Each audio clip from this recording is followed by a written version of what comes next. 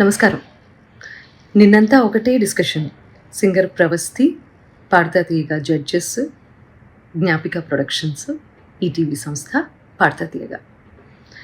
రకరకాల ఛానల్స్‌లో రకరకాల వార్తలు ప్రసరించారు. అండ్ ఆ అమ్మాయి చాలా యూట్యూబ్ ఛానల్స్‌కి ఇంటర్వ్యూ ఇచ్చింది. ఎక్స్‌పోజ్ చేసే ప్రయత్నం చేసింది బేసిక్‌గా. అంటే ఇవన్నీ ఛానల్స్ వాడిన భాష అండ్ తను ఎక్స్‌పోజ్ చేద్దాం అనుకున్నాను అని చెప్పింది కాబట్టి ఆ మాట వాడాల్సి వస్తోంది. అండ్ ఆల్సో డైరెక్ట్‌గా సునీత అని మాట్లాడింది కాబట్టి నేను ఈ వీడియో చేస్తున్నానండి. ఫస్ట్ ఆఫ్ ఆల్ ప్రవస్తి, చిన్నప్పటి నుంచి నిన్ను బాలుగారు, జానకి గారు, చిత్రమ్మ అందరూ ఒళ్ళో కూర్చోబెట్టుకున్నట్టే నేను కూడా నిన్ను ఒళ్ళో కూర్చోబెట్టుకొని ముద్దు చేశానమ్మా. ఇప్పుడు నీకు 19 ఏళ్ళు కదా, అలాగే ఒళ్ళో కూర్చోబెట్టుకుని ముద్దు చేస్తే బాగుండదు కదా. చిన్నప్పుడు చాలా బాగా పాడావు అనే దానికంటే చాలా ముద్దుగా పాడావు అనేవారు, నీకు గుర్తుందో లేదో. ముద్దుగా ఉండేదానివి, ముద్దుగా పాడేదానివి, చాలా బాగా పాడేదానివి. చిన్నప్పుడు పాడినట్టు 19 ఏళ్ళకు కూడా కన్సిస్టెన్సీ మెయింటైన్ చేసి ఉంటే సంతోషించే వాళ్ళల్లో మొట్టమొదటి వ్యక్తి నేనే అవుతాను. ఎందుకంటే మా ప్రవస్తి, మా శ్రీలలిత, మా ప్రణతి, మా గాయత్రి అని మేమే ఎక్కువ చెప్పుకొని మురిసిపోయే పిచ్చివాళ్ళం మేము. ఎందుకంటే ఎవరు బాగా పాడితే ఆ పాటలో కరిగిపోయి కన్నీళ్ల పర్యంతం అయిపోయి ఏడ్చేసిన సందర్భాలు, ఏడ్చేసిన ఎపిసోడ్స్ చాలా ఉన్నాయి. అవి నువ్వు చూడలేదేమో, అవి మిస్ అయ్యావు అనుకుంటా. అలాంటి ప్రవస్తి ఈరోజు ఇంత పెద్దదైపోయి రోడ్ మీదకి వెళ్ళి ఇంతమందితో మాట్లాడి తన బాధలు వెళ్ళగక్కుకొని మమ్మల్ని మా గురించి చర్చించే స్థాయికి ఎదిగింది అంటే నాకు కొంచెం అసంతృప్తిగా కూడా ఉంది.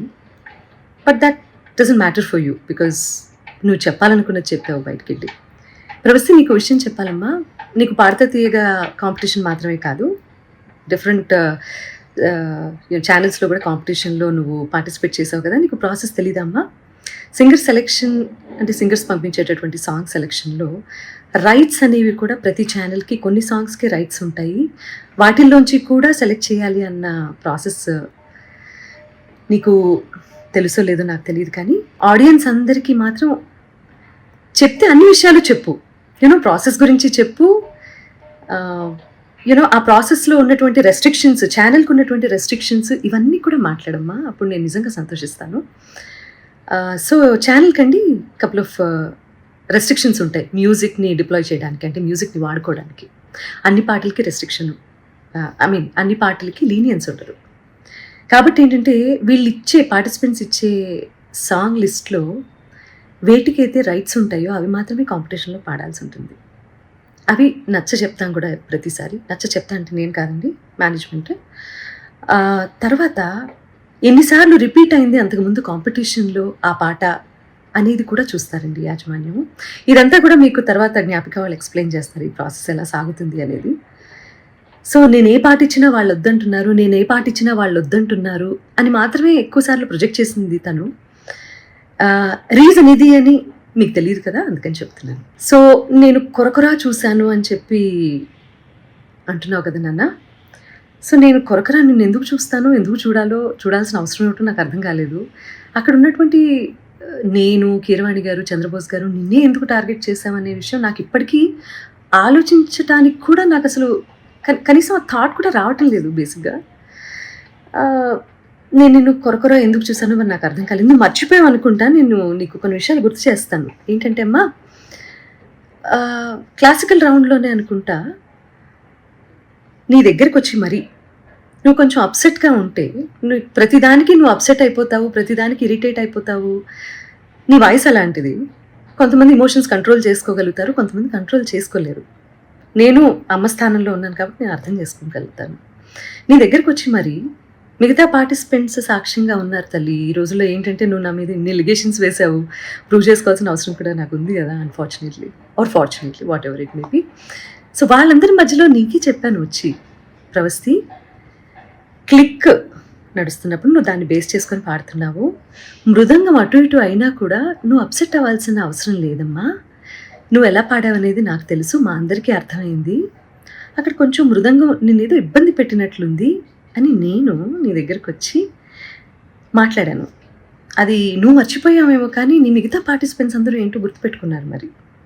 అండ్ ఇంకో విషయం, ఈ సీరీస్ సంబంధించి మాట్లాడుకుందాము.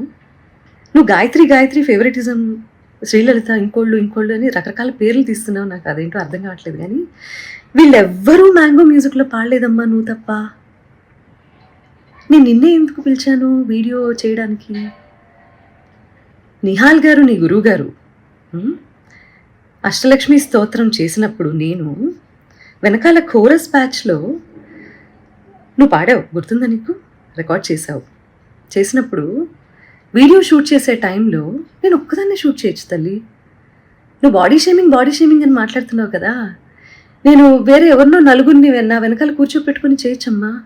నేను పర్టికులర్గా పిలిచాను ఇంటికి. పాపం ఒంటరిగా నువ్వు మీ అమ్మగారు వెళ్తారు, అయ్యో లేదు అలా కాదు అని చెప్పి మా వాళ్ళు ఏదో ఏర్పాట్లు చేసి దగ్గరుండి పంపించారు నీకు. ఇవన్నీ మర్చిపోతే ఎలా తల్లి నువ్వు? తప్పు కదా. కీరవాణి గారు పెళ్లి గురించి, అందులో కచేరీ గురించి మాట్లాడారు అని చెప్పి నువ్వు ఒక రెవల్యూషనరీ స్టేట్మెంట్స్ ఏవో పాస్ చేసావు కదా. పెళ్ళిళ్ళలో నేను కూడా పాడతాను, ఓకే? మొన్న రీసెంట్గా ఈరోజు ఇండియాలోనే టాప్ మోస్ట్ మ్యూజిక్ డైరెక్టర్ అయిన అనిరుద్ధ్ కూడా పెళ్ళిలో పాడారమ్మా. ఆయన ఒపీనియన్ ఆయన చెప్పారు. నేను ఇప్పటి వరకు పెళ్లి కచేరీలు ఎందుకు చేయలేదంటే అని వరల్డ్ మ్యూజిక్ డే సందర్భంగా ఒక గొప్ప సంగీత దర్శకుడు ఆయన పాయింట్ ఆఫ్ వ్యూ ఏంటనేది ఆయన ఎక్స్ప్లెయిన్ చేస్తే, నీలో ఉన్న ఇన్ఫీరియారిటీ కాంప్లెక్స్ మూలంగా అది నిన్నే అంటున్నారు అని అనుకొని అది నువ్వు ఓన్ చేసుకోవటం తప్పు కదా తల్లి. అసలు ఎవరన్నా ఫీల్ అవ్వాలి అంటే ఫస్ట్ నేను ఫీల్ అవ్వాలి ఆ మొక్కకి. ప్రవస్తి, నేను మీ అమ్మగారిని నువ్వు అని సంబోధించినందుకు నీకు బాధేసింది, అది అసలు సంస్కారమా అని మాట్లాడావు కదమ్మా.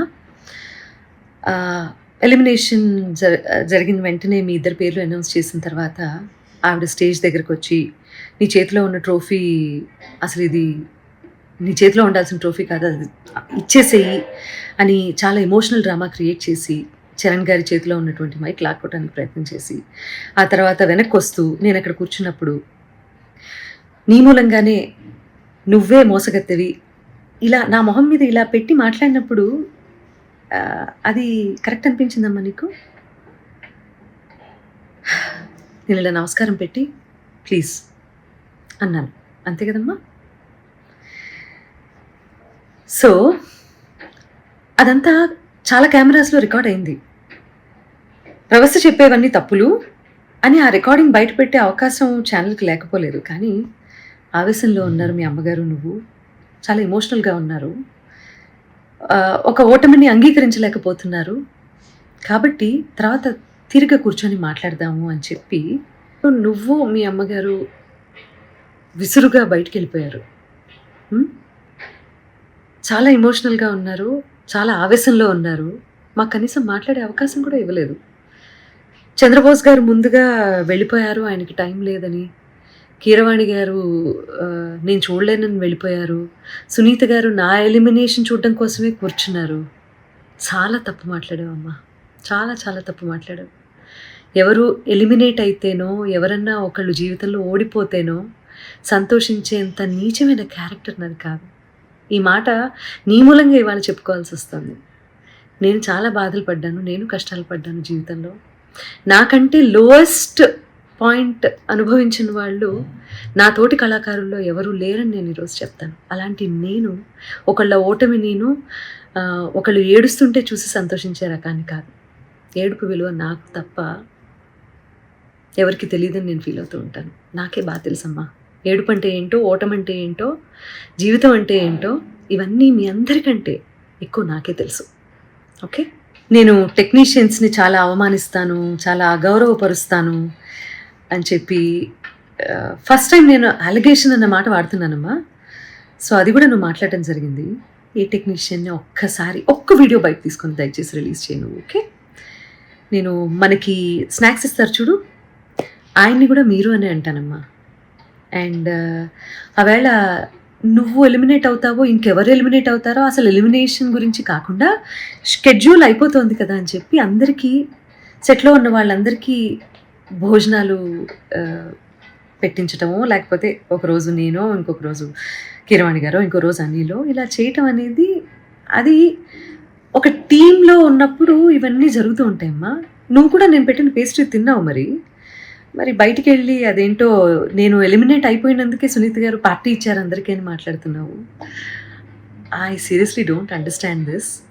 నువ్వు ఒకదాన్ని ఇంకో దానికే ఆపాదించి ఫ్యాబ్రికేట్ చేస్తున్నటువంటి తీరు చూస్తే మాత్రం నాకు చాలా అంటే చాలా ఆశ్చర్యంగా ఉంది. అండ్ ఇది మంచి పద్ధతి కాదు. ఇంకో ఆశ్చర్యకరమైన విషయం ఏంటంటే, ప్రవస్తి మీ అమ్మగారమ్మా, సునీతకి పిల్లలున్నారు, కీరవాణి గారికి పిల్లలున్నారు, అనిల్, ప్రవీణ వాళ్ళకి పిల్లలున్నారు. నాశనం అయిపోతారు అన్న శాపనార్థాలు కూడా పడాల్సిన పరిస్థితి వచ్చింది మాకు. ఫైనల్‌గా కాంపిటీషన్ అన్నప్పుడు ఓటమి ఉంటుంది, గెలుపు ఉంటుంది. ఫస్ట్ ప్లేస్‌లో ఒకళ్ళే ఉంటారు. సెకండ్ ప్లేస్ ఉంటుంది, థర్డ్ ప్లేస్ ఉంటుంది. అలా అని చెప్పి ఈరోజు ఎలిమినేషన్‌లో నేను ఓడిపోయాను, లైఫ్‌లోనే నేను ఓడిపోయాను, నా జీవితం లేదు అని చాలా ఎక్కువగా ఊహించేసుకొని ఓటమిని హుందాగా తీసుకోలేకపోతే లైఫ్‌లో ఏవి నేర్చుకోవటానికి బ్రెయిన్ ఆ రకంగా పనిచేయదు. సీనియర్స్ అంటే రెస్పెక్ట్ ఉండాలి. అలాంటి రెస్పెక్ట్‌తోనే మేము ఇన్నాళ్ళు వాళ్ళు ఒక మాట అన్నా కూడా, మా పాటలు పాడించి తీసేసినా కూడా ఇలా ఛానల్స్‌కొచ్చి ఎవరు ఇంటర్వ్యూలు ఇవ్వలేదు. అది మేము మా గురువుల దగ్గర నుంచి మేము నేర్చుకున్నటువంటి విద్య. కాబట్టి ఈ జనరేషన్ అందరూ కూడా దయచేసి చాలా ఓవర్‌గా రియాక్ట్ అవ్వటం, ఓవర్‌గా సెన్సిటైజ్ చేసి టాపిక్‌ని అసలు ఎక్కడ ఇంప్రూవ్ అవ్వాలన్న విషయాన్ని మర్చిపోయి ఇలా బిహేవ్ చేయటం అనేది కరెక్ట్ కాదని చెప్తూ, పేరెంట్స్ కూడా పిల్లల్ని మంచి మార్గంలో, నాన్న నీకు తెలిసింది తక్కువే, తెలుసుకోవాల్సింది ఇంకా చాలా ఉంది అని చెప్పి వాళ్ళని ఎంకరేజ్ చేసే దిశగా మీరు కూడా వాళ్ళతో ఉంటారు అని చెప్పి ఆశిస్తూ, ఎందుకంటే తల్లి, తండ్రి తర్వాత గురువు. ఆ గురువు స్థానంలో మా ముగ్గురిని చూసే మీరు కాంపిటీషన్‌కొచ్చారు. గెలిచినప్పుడు వచ్చి కాళ్ళకి దండం పెట్టారు. ఓడిపోయినప్పుడు ఇలా బయటికెళ్ళి మా గురించి మీకేది నచ్చితే అది మాట్లాడుతున్నారు. ఇది మంచి పద్ధతి కాదు. ఇది ఒక జనరేషన్ డేంజర్‌లో పడేసేటటువంటి ఒక సిట్యుయేషన్. కాబట్టి ఆచితూచి మాట్లాడండి. ఆచితూచి నిర్ణయం తీసుకోండి. ఒకవేళ మేము ఆల్రెడీ సాధించేసాము లైఫ్‌లో అని అనుకున్నప్పుడు దయచేసి కాంపిటీషన్‌కి రాకండి. కాంపిటీషన్‌కి వస్తే మీరు మంచి మార్కులు తీసుకోవాల్సొస్తుంది, సలహాలు, సూచనలు తీసుకోవాల్సొస్తుంది. కాబట్టి ఆచితూచి నిర్ణయం తీసుకోండి. ఈ కాంపిటీషన్ ద్వారా చాలామంది ఇది ప్రొఫెషన్ చేసుకొని చాలా ఫ్లరిష్ అవుతున్న వాళ్ళు చాలామంది ఉన్నారు. కాబట్టి నేను వాళ్ళెందుకు బయటకొచ్చి మాట్లాడటం లేదో, అఫ్‌కోర్స్ ఈరోజు సోషల్ మీడియాలో కింద కామెంట్సే కదా ఇంపార్టెంట్. వాటికి భయపడుతున్నారేమో నాకు తెలీదు. బట్ వాళ్ళందరూ కూడా వచ్చి మాట్లాడితే బాగుంటుంది. మంచి చేసింది కదా కాంపిటీషన్ మీకు. మాట్లాడండి దాని గురించి కూడా. ప్రవస్తి, ఇప్పటికి కూడా నేను నీకు చెప్పేది ఒకటే. మేమందరం నీ మంచినే కోరుకుంటాము.